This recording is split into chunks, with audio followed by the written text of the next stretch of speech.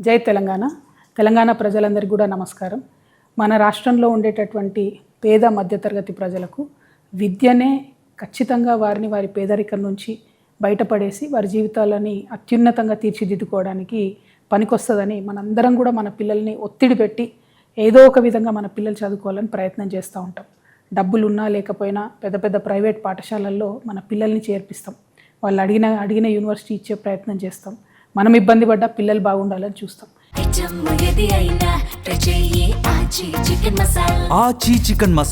ఇదంతా ఎందుకోసం చేస్తామంటే ఆస్తులు ఉన్నా లేకపోయినా చదువు ఉంటే చాలనే ప్రయత్నంతో మనందరం కూడా చేస్తాం. సగటు పేద మధ్యతరగతి వారందరికీ కూడా విద్యనే ఆస్తి. ఆ విషయం తెలిసి కూడా తెలంగాణ రాష్ట్ర ముఖ్యమంత్రి గారు 27,000 ఉన్నటువంటి పాఠశాలల్ని కంప్లీట్గా తగ్గించి కేవలం 4,000కి చేస్తా అని చెప్తా ఉన్నారు. ప్రభుత్వ పాఠశాల ఒక ఊర్లో ఉంటే పేదవారికి అట్లీస్ట్ 5వ తరగతి వరకు ఉచితంగా ఒక బాటలో ఆ పిల్లగాడు పోవడానికి పనికొస్తుంది, పిల్లనో పిల్లగాడో పోవడానికి. కానీ ఈ ముఖ్యమంత్రి గారు ఏమాత్రం ఆలోచన లేకుండా 27,000 స్కూల్ అన్నింటినీ కూడా కుదించి 4,000 చేస్తామంటున్నారు. అంటే ఇప్పటి వరకు ఊర్లలోకి ప్రైమరీ పాఠశాలలు రాలేదు. ముఖ్యమంత్రి గారు తీసుకున్న ఈ నిర్ణయంతో ఇప్పుడు ప్రతి చిన్న ఊర్లో కూడా ప్రైవేట్ వాళ్ళు పాఠశాలలు 1 నుంచి 5వ తరగతి పెట్టే పరిస్థితి వస్తుంది. అన్నిటికన్నా ఎక్కువ ఏమవుతుందంటే ఆడపిల్లల చదువు మాత్రం విపరీతమైన దెబ్బ పడుతుంది. ముఖ్యమంత్రి గారు నేను హిట్లర్ అని చెప్పుకుంటున్నాడు. మీరు హిట్లరే, కానీ హిట్లర్ కన్నా ఎక్కువ మీరు తాలిబాన్. ఎందుకంటే తాలిబాన్లు కూడా కేవలం ఆడపిల్లల చదువు మీద రిస్ట్రిక్షన్స్ పెట్టి వాళ్ళు చదువుకోకుండా చేసారు. ముఖ్యమంత్రి గారే విద్యాశాఖ మంత్రి అయితే విద్యాశాఖ ఏదో వెలుగుతుంది అని చెప్పి అందరూ భావించారు. కానీ అడుగడుగున అబద్ధాలు. ఇప్పుడు మీరున్న 27,000 పాఠశాలల్ని 4,000 పాఠశాలలకు చేస్తే ఇప్పుడు ఉన్నటువంటి ఉపాధ్యాయులందరినీ ఏం చేస్తారు? మీరు ఈ 3 లక్షల పై చిలుకున్నటువంటి ఉపాధ్యాయులందరినీ కూడా తీసేస్తారా? 4,000 పాఠశాలలో అడ్జస్ట్ చేస్తారా? లేకపోతే వివిధ గవర్నమెంట్ డిపార్ట్మెంట్లకు పంపిస్తారా? మీ విధానం ఏందనేటటువంటిది క్లారిటీ లేకుండా పెద్ద పెద్ద అనౌన్స్మెంట్లు మీరు పక్క రాష్ట్రానికి పోయి చేయడం వల్ల మన రాష్ట్రం పరువు పోతుంది తప్పితే ఇంకొకటి జరగడం లేదు. ఇంకొక విషయం, విద్యాశాఖ అనేటటువంటిది సంపూర్ణంగా అస్తవ్యస్తంగా తయారైపోయింది. ఒక సర్కస్ నడిచినట్టు నడుపుతూ ఉన్నారు ముఖ్యమంత్రి గారు. కంప్లీట్గా ముఖ్యమంత్రి గారికి ఆ శాఖ మీద పట్టుకోల్పోయిందని చెప్పడానికి గురుకులాల్లో ఇప్పటికీ కూడా పిట్టల్లాగా రాలిపోతున్నటువంటి పిల్లలు, వారి ప్రాణాలే నిదర్శనం. 100 మంది పై చిలుకు చచ్చిపోయినా కూడా కనీసం ముఖ్యమంత్రి గారికి ఒక గురుకులం పోవడానికి కానీ గురుకులాల్ని రివ్యూ చేయడానికి కానీ టైం లేవు. కేజీబీవీ టీచర్స్ పాపం 10+2 చెప్తారు. వాళ్ళు సమ్మె చేస్తే కనీసం వాళ్ళ సమ్మెకాలం జీతం ఇచ్చేయాలన్నటువంటి సంస్కారం కూడా లేకుండా ఈ ప్రభుత్వం వ్యవహరించడం అన్నది చాలా దారుణం. ఇక ఇంటర్మీడియట్ ఇంకొక పెద్ద జోక్. ముఖ్యమంత్రి గారు రివ్యూ చేసి రేపటి నుంచి ఇంటర్ బోర్డు ఉండదని చెప్తారు.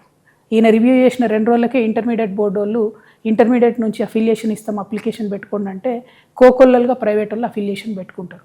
ఈ 2 గొడవలు అవుతున్నటువంటి సందర్భాల్లో మళ్ళీ ఒక స్టేట్మెంట్ వస్తుంది, లేదు ఈ సంవత్సరం ఇంటర్మీడియట్ బోర్డు కొనసాగుతుంది, నెక్స్ట్ ఇయర్ 10+2 విధానం వస్తుంది అని చెప్పి.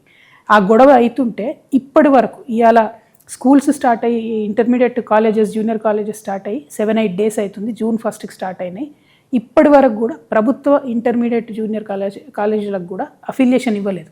అంటే అఫిలియేషన్ లేకుండా ఈ రాష్ట్రంలో ప్రైవేటు ప్రభుత్వ జూనియర్ కాలేజీలు ఫంక్షనింగ్ స్టార్ట్ చేసినాయి. అంటే ఇది ఏం వ్యవస్థ అసలు? ఎందుకోసం వచ్చింది ఇటువంటి వ్యవస్థ? ఇంత కన్ఫ్యూజన్ ఎందుకు? ఇక ఇంటర్మీడియట్లో ఒక రకమైన కన్ఫ్యూజన్ అయితే డిగ్రీలు ఇంకొక రకం కన్ఫ్యూజన్. డిగ్రీ సిలబస్ మానిటర్ చేయడానికి హైయర్ ఎడ్యుకేషన్ కౌన్సిల్ ఉంటుంది. ఆ హైయర్ ఎడ్యుకేషన్ కౌన్సిల్ ఏమో ఒక సిలబస్ రిలీజ్ చేస్తుంది. హైయర్ ఎడ్యుకేషన్ కమిషనరేట్ ప్రభుత్వం నుంచి వాళ్ళు ఇంకొక సిలబస్ రిలీజ్ చేస్తారు. ఏ సిలబస్ ఏందో తెలియదు. ఇప్పటి వరకు ఏ యూనివర్సిటీలో కూడా, అది జేఎన్టీయూ కావచ్చు, ఉస్మానియా కావచ్చు, పాలమూరు కావచ్చు, ఏ యూనివర్సిటీ కూడా ఇంతవరకు పాలక మండలి మీటింగ్ పెట్టుకొని సిలబస్ ఫైనల్ చేయలేదు. కానీ దోస్తు పోర్టల్ ఓపెన్ చేసిండ్రు, విద్యార్థులు రిజిస్టర్ అవుతున్నారు, డిగ్రీ కాలేజీలు కూడా తొందరలోనే చేరుతాయి. అంటే ఇప్పుడు సిలబస్ ఏం చెప్పాలన్నది కూడా అర్థం కాకుండా డిగ్రీ కాలేజీలు తెలుసుకున్నారు. ఇట్లా ప్రతి అంశంలో విద్యా వ్యవస్థలో A to Z కంప్లీట్గా ఒక రకమైన కన్ఫ్యూజన్, ఒక సర్కస్ నడిపినట్టు. అధికారులకు మిగతా వాళ్ళకు మధ్యలో వాళ్ళకు ఉన్న పంచాయతీలు, ముఖ్యమంత్రి గారికి లేనటువంటి చిత్తశుద్ధితోని ఈ కన్ఫ్యూజన్ అంతా జరుగుతున్నది.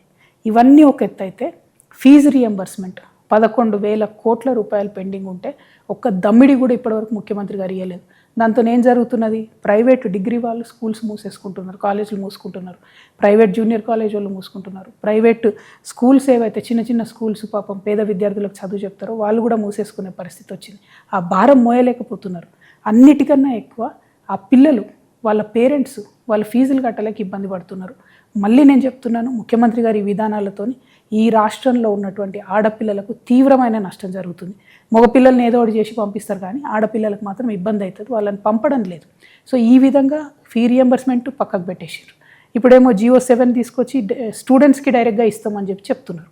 స్టూడెంట్స్కి ఎట్లా ఇస్తారు? ఒక్కొక్క స్టూడెంట్కి ఇస్తామంటే ప్రైవేట్ కాలేజ్ ఊరుకుంటుందా? వాళ్ళ దగ్గర ముక్కు వెండి పెద్దగా ఫీజులు వసూలు చేయరా?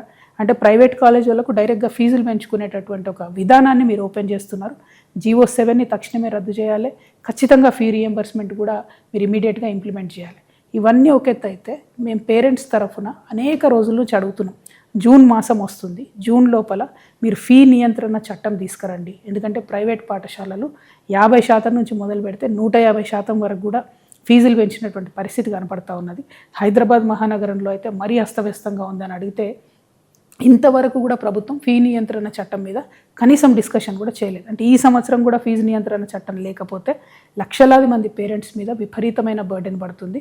నేను ముఖ్యమంత్రి గారిని మళ్ళీ చివరిసారిగా ఒకటే అడుగుతా ఉన్నాను. ఫస్ట్ గురుకులాలను పట్టించుకోండి, 2 ప్రభుత్వ పాఠశాలలను మూసేసేటటువంటి ప్రయత్నాన్ని మానుకోండి, ఫీజు రియంబర్స్మెంట్ డబ్బుల్ని ఇమ్మీడియట్గా రిలీజ్ చేయండి, జూనియర్ కాలేజెస్ అఫిలియేషన్ చేయండి, డిగ్రీ కాలేజ్లో సిలబస్లో ఉన్నటువంటి కన్ఫ్యూజన్ని దూరం చేయండి.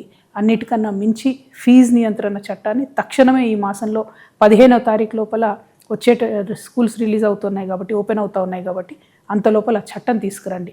ఇవన్నీ చేయకుండా విద్యను నాశనం చేసేటటువంటి ప్రయత్నాల్ని మానుకోండి. విద్యను నాశనం చేస్తే భవిష్యత్ తరం తెలంగాణ దెబ్బతింటదనే విషయాన్ని చిత్తశుద్ధితో గమనించాలి. Thank you. జై తెలంగాణ. ఆచి చికెన్ మసాలా.